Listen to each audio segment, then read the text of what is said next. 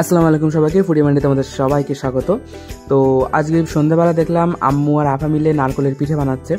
তো নারকেলের পিঠে পছন্দ করে সেরকম না, নারকেলের পিঠে পছন্দ করি, তবে অনেক দিন ধরে ভাবছিলাম একটু দুধ পুলি খাওয়ার খুব ইচ্ছে হচ্ছিলো আমার। তো সেই জন্য আমি দুধ নিয়ে এসেছিলাম বাজার থেকে, 1 লিটারের মতো আমি দুধ নিয়ে এসেছিলাম। তো সেই দুধগুলো আম্মুরা নেবে না, আম্মুদের আলাদা দুধ থাকে বলতে আম্মুরা বাইরের দুধ অতটা পছন্দ করে না, ওই জন্যে। আর আপাতত দুধ খায় না, দুধের কোনো আইটেমই খায় না, কিন্তু চা খায়, কফি খায়, কিন্তু রসমালাই খাবে না, দই খাবে না, এগুলো ব্যাপার। তো দেখতে পাচ্ছ আমার আম্মু কত সুন্দর করে নারকেলের পিঠের মুখটা তৈরি করে। তোমরা দেখো, তোমরা তো অনেক জায়গায় দেখেছো নারকেলের পিঠে তৈরি করে, আমার আম্মুর হাতে নারকেলের পিঠে একবার দেখে নাও, কত সুন্দরভাবে পারফেকশনিস্টের মতো এটা নারকেল পিঠাটা বানালো। তো দেখতে পাচ্ছ সব নারকেল পিঠা এখানে বানানো হয়ে গেছে, কিন্তু আমার মাত্র লাগবে 4টে, যেহেতু মাত্র আমি খাবো আর গুবলু খাবে সেই জন্য। তো এখানে আমার 1 লিটার দুধ আছে, এই 1 লিটার দুধ সপ্তাহে নিতে পারবো না, তো 1 লিটার দুধ থেকে আমি আন্দাজ করে হয়তো 400 থেকে 300 থেকে 400 কোনো দুধ হয়তো আলাদা করে নিয়েছিলাম, আমার আন্দাজ থাকে। তোমরা যদি আন্দাজ করে বলতে পারো এটা কতটা দুধ, কমেন্ট সেকশনে অবশ্যই লিখো। তো দুধটাকে আমি এখানে ভালো করে ফুটিয়ে নেবো, তোমরা মনে রাখবে মিডিয়াম থেকে মিডিয়াম হাই রেখে দুধটা কিন্তু খুব ভালো করে ফুটিয়ে নিতে হবে। দুধটা ফোটার যখন দেখবে দুধটা একদম মোটামুটি ফুটে গেছে, তখন কিন্তু এখানে তোমাদের দুধ পিঠেটা দিয়ে দিতে হবে। তোমরা পিঠেটা যে কোনো শেপের করতে পারো, যে কোনো শেপের হতে পারে, এটা কোনো বাধ্যবাধকতা নয় যে এই শেপেরই হতে হবে। আমার নারকেল পিঠে করছিল বলে আমি ওই শেপটা নিলাম। আর এখানে যেটা আমার লাগবে সেটা হচ্ছে গুড় বলতেই পাটালি, খেজুর গুড়ের পাটালি যেটা। তো খেজুর গুড়ের পাটালি এখন অ্যাভেলেবেল, শীতকালে অবশ্যই বুঝতে পারছো।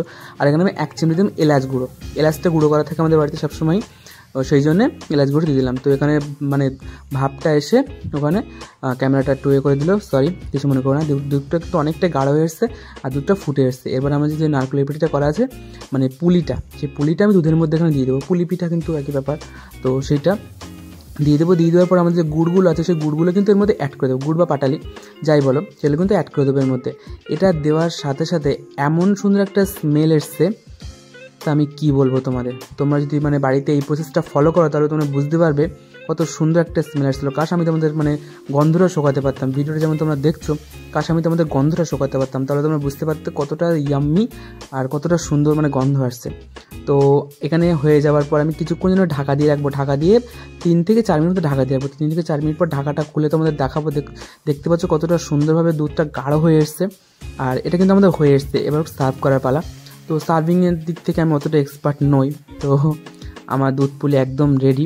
আমি আনফর্চুনেটলি এটা বানালাম, আমি ভাবিনি যে কোনো ব্লগ বানাবো কিংবা কোনো রেসিপিটা দেখাবো। অ্যাকচুয়ালি আমি কিন্তু রেসিপি করে দেখাইনি, জাস্ট মনে হলো যে ভিডিওটা বানাই, তো সে বানিয়ে দিলাম। তো এখন তো আমার রেসিপিটা রেডি। দুধ পুলি তো এটা খাবে কে, খাওয়ার জন্য তো লোক দরকার। তোমরা সবাই জানো আমাদের বাড়ির মাস্টার শেফকে, অবশ্যই আমার ভাগনা।